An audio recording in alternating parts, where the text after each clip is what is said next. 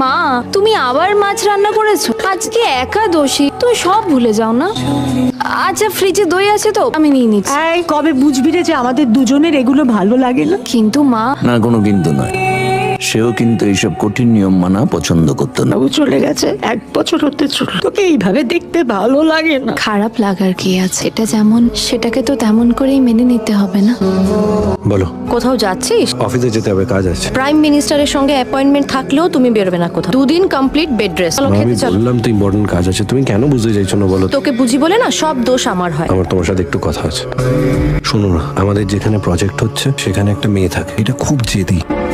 মেয়েটার happy attitude.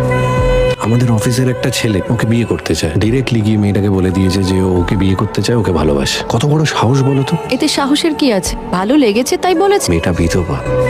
একটা বিধবা মেয়েকে কেউ এটা বলতে পারে বলো তো?